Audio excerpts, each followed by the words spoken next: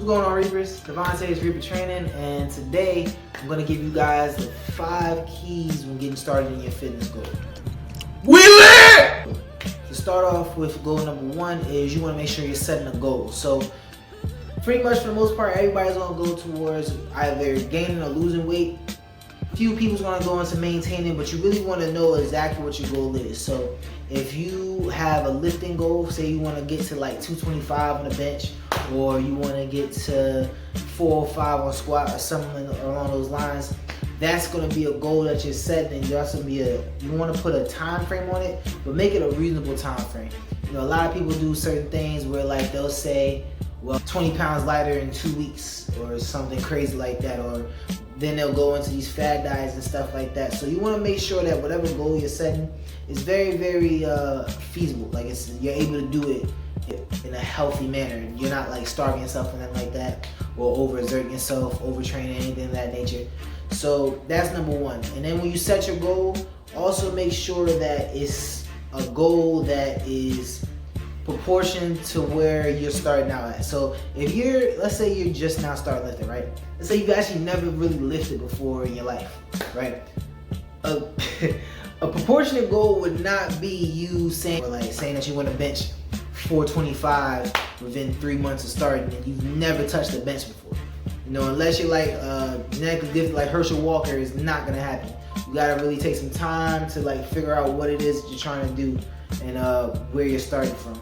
So then if you have already started, let's say you're intermediate, really wouldn't be any advanced lifters really watching the channel unless you're just watching the motivation series. But if you're intermediate, something like that, then you want to start kind of from where you are. So let's say you've been consistently benching about 180 pounds for like 10 reps. You want to try to up that, and then a reasonable raise to that would be 40 pounds. So no more than 40 pounds to any lifting goals, no more than 30 pounds to any weight loss goals inside of a 6-month period, right?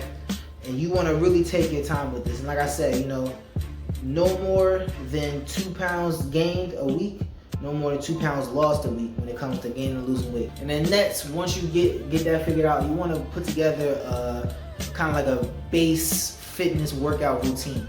So I want to say this right now. If you're somebody who's never had a chance to lift a little bit, like let's say you're brand new to lifting, I don't want to do none of that. Well, you want to either just focus on this diet, or, right, let's say that you don't have an opportunity to really get to the gym that much. The HIIT video that I just made, HIIT is going to be your number 1 workout. If you don't have anything else, if you don't like lifting, if you don't know how to do Pilates or whatever the case may be, HIIT is going to be your number 1 default, right? And then if you're trying to lose weight, it's normal HIIT, it's going to be just fine for you, right? Now, if you're trying to gain weight, I would say you have to lift, really, if you're trying to gain weight with muscle instead of fat. Lifting is going to be very, very crucial because you're going to be able to break down all that extra protein that you're getting, because we're not trying to just get big, we're actually trying to gain some form and keep the fat percentage a bit down. So you want to make sure that you're actually lifting. If you can't lift, then I would say I would postpone actually trying to gain weight until another time period. It's just something that it's a part of it. And just kind of figure out exactly what kind of workouts you would like. Like I said, there's a whole bunch of plethora of workouts. It's combat sports, lifting, HIIT training. If you're doing cardio, keep it in moderation, but you can definitely do, the biking and stuff like that. There's a whole bunch of options, a plethora of options. We'll get into every option on the channel. So if there's something that you want to know faster than others, definitely drop that in the comment section.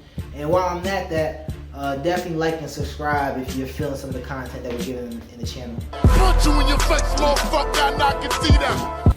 And then next, once you figure out what your goal is, and then once you figure out what type of training you're gonna do, then I want you guys to sit down and put a lot of thought into this, right? Because this is the most important part of whatever you're trying to do. I want you to think of at the very least, 20 healthy foods that you can eat on a consistent basis and write them down. The reason why I'm saying that you want to do this and really put thought into it is because those 20 things you're eating, you're gonna reduce the portion size, you're gonna put them in a little bowl, and that's gonna be your food throughout the week outside of your cheat day. Outside of those, that's all you're eating for that week. Now I know some people's gonna say that's a little extreme and whatever the case may be. I'm not saying that you can't, like, if you've been eating clean all day, you sneak like one cookie or candy bar or something like that, that's your, World War III. Like, no, I'm not saying that. But for the most part, 90% of what you're eating in a day outside of that cheat day is gonna be in that little container, and it's gonna be from that list. So, and when I say healthy, I'm talking about things that are pretty low on the GI index. We're gonna get into the GI index, but foods that don't spike your insulin. Put it like this: anything that is high in carbs and high in fats should not be on that list. If it's super, super high, it should not be on that list whatsoever. I mean, if you go to the supermarket, anything you get, protein, it should never have more fats and carbs than it does protein. It shouldn't. It's just you're gonna spike your insulin up really, really high, and that's whether you're endomorph or ectomorph or whatever the case may be, mesomorph. It's just not productive to what you're trying to do. So put that list together, look at that list, and then figure out what's the easiest to cook from top to bottom. So, for example, for me, right, when I first started working out, when I got back from MOS school, I was used to people cooking my food for me because of the chow hall. That's the main place I ate, unless it was a cheat day, which I was going to fast food restaurants and stuff like that. So what I ended up doing was I went and I kind of started thinking, all right, well, what do I like to eat? I like chicken, I like the broccoli, I like cauliflower, I like steak. I thought about all the things, and then I looked at the contents of them. I said, what can be the easiest to cook, which for the most part was chicken. What can be the quickest to make, if I had like a formal grill or something like that. And then also, what is the most like plentiful I can eat. So like with chicken breast is one of the things, like that's like the core foundation of a lot of bodybuilding. Like, it's just straight up like lean protein with like very little fat, not a whole lot of carbs. It's not gonna raise your calorie count super high, even if you're eating like 10-15 ounces of it. It's not that bad. So as long as you're cooking it correctly, you're not actually deep frying it, nothing like that. You're just baking it or grilling it, or saute it in the pan's fine. Don't saute it with corn oil. Try to use more healthy oils, olive oils, things like that. Things that's good for your heart, cholesterol, all those. And that list is gonna be your Bible for your fitness, because everything starts with your diet. If your diet is not on point, you subsequently are not gonna get to whatever you're trying to do. So that list is gonna be law. Take it, live by it, and observe. I want to get into a topic that I actually already touched on previously on this channel, and that is accepting plateaus. So in fitness, you're gonna have plateaus. It's just a part of, where the human body just can't constantly keep growing, or can't constantly keep losing weight. This is not how we work. So at some point or another, and it could be within 3 weeks of you starting, it could be within 4 months of you starting, you could be at your tip top peak. Like I said in the last video, there was a point in time where I hit a plateau for about 3 weeks, and it fucked me up to where I stopped doing what I was doing. It was last January. I was on my grind. I was fasting again. I was counting my calories. I was doing the right things. I was eating right, but I started to plateau a little bit. Kind of lost my like edge a little bit, and I just lost the motivation.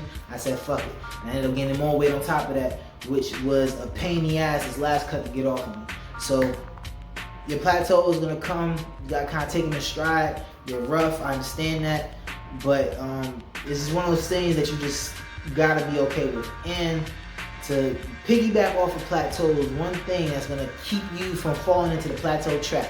Because every time somebody hits a plateau, they'll say, oh, I just lost 3 pounds, or I stopped losing weight, or I stopped gaining weight.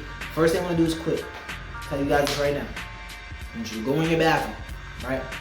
Just walk in there. You probably got a little scale, right? I want you to take the scale, look at it, observe it, do a full inspection, right? Look back, front.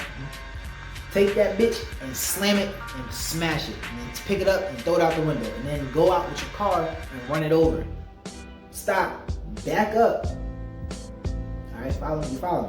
Run it over again, get out the car, and then throw it in the dumpster. So I'm 10 toes the fuck down, nigga. Fuck, I ain't gonna go fucking where, nigga. You gotta step the fuck off, nigga, I'm the big bad motherfucking wolf. Woo, pussy. You got it. Fuck is wrong with you, nigga? I don't want a problem. I thought this was sweet, nigga. Come here. wrap for the scale. I'm gonna tell you guys right now, the scale is gonna be the most deceiving thing when it comes to your fitness goals, unless you're advanced. If you get to the point where you're advanced, and you know your body, you know how long it takes, and you know what the right things to do, then the scale's gonna be fine. But if you're starting out, leave the scale alone. From here on out, whatever your goal is, we're going by pictures, right?